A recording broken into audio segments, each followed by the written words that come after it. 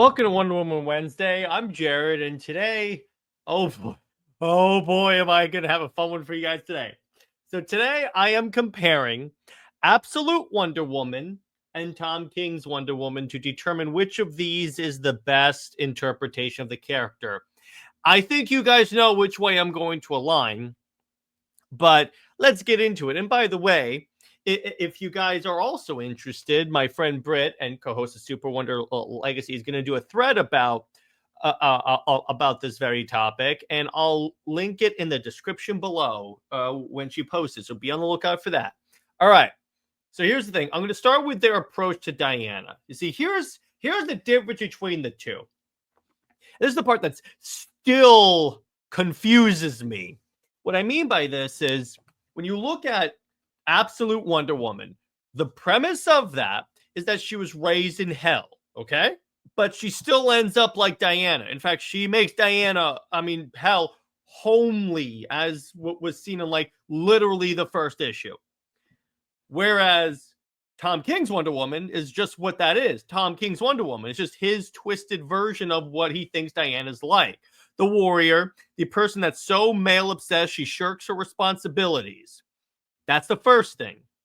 Second off, while Steve Trevor is a character in Absolute Wonder Woman, he is not the prime motivation behind everything Diana does, like he is in Tom King's Wonder Woman. Literally everything she does in the Tom King series is motivated by Steve Trevor, and it's because Steve is Tom King's self-insert. And that's the problem. King puts too much of himself in the book as opposed to writing her as she should be. That's why the Absolute Wonder Woman series is better, because I'm sure that Kelly Thompson puts some of herself in Diana. I'm sure any writer would do that. She balances it into how Diana would act. Somehow, the Diana from hell acts more like Diana than real life Diana. So we get to story consistency, and actually that continues on.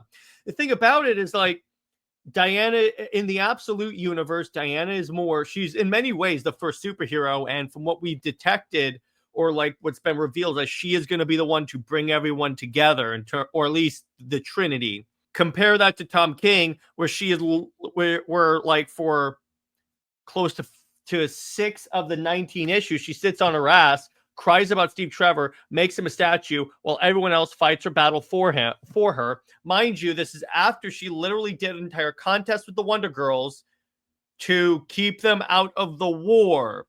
So either Tom King forgot or was just lazy. You know what? It could be either of those options. I'm more in turn of lazy. Then we get to the themes. And I got to be honest, the Absolute Wonder Woman is the organically feminist book, in that, yes, it has a strong female protagonist, but it's in a way that it doesn't seem obnoxious. Whereas when you get to mainline Wonder Woman, the problem with that is that you take this feminist icon and make everything about a man. You even try and downgrade the story and have Steve Trevor say, "You weren't your mother's miracle, you were my miracle." Or literally the reason why she makes Trinity out of clay is because Steve died. That is the motivation, if you will, behind her creating it, because previous to that, she never shows interest in really being a parent. She never indicates, I'm going to have a kid when this is over. No, never. Then we get to references. This is the part that really pisses me off. With Absolute Wonder Woman, you literally have every issue, Kelly Thompson is bringing in characters that the fans have been demanding to see forever, like Etta Candy, Ferdinand, Veronica Cale. I swear, if Vanessa and Julia Capitella show up, I will bust a gasket. In that, when you get to the Tom King Wonder Woman, all it is about how awesome Batman and Superman are. And the Wonder Girls don't act consistently. Silver Swan doesn't act consistently. Grail doesn't act consistently. The main thesis of this is that no one acts like they should in the Tom King Wonder Woman series. They all act like the way Tom King wants them to, because what he does is he has story ideas on his computer, and he just forces in whatever character that he is writing. Like, I need a drunk pirate girl. Oh, I was assigned to write Supergirl. That's the perfect way for me to rip off True Grit. There's more on that. I may do a thread about all the times Tom King has ripped off other people's work, but still. But essentially, that's it. It's like, one, the absolute universe is built on love for Wonder Woman, and then Tom King's Wonder Woman is literally just built to inflate Tom King's ego.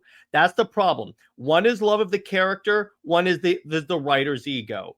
That's my thesis of this video. Hope you guys enjoyed that. So please consider becoming a member, because if you become a member, you get these videos one day early, at least in the evening. Be on the lookout for Super Wonder Legacy, where Britt and I talk about our favorite Wonder Woman runs or storylines that feature her and what made these runs unique. And consider becoming a member, because not only do you get these a day early, you get access to my members only live streams, members only book and movie clubs, and more. Stay heroic, everyone. Remember Steve Trevor, Steve Never. He belongs 6 feet in the ground. Zois and Max about for life. See you later. Bye-bye.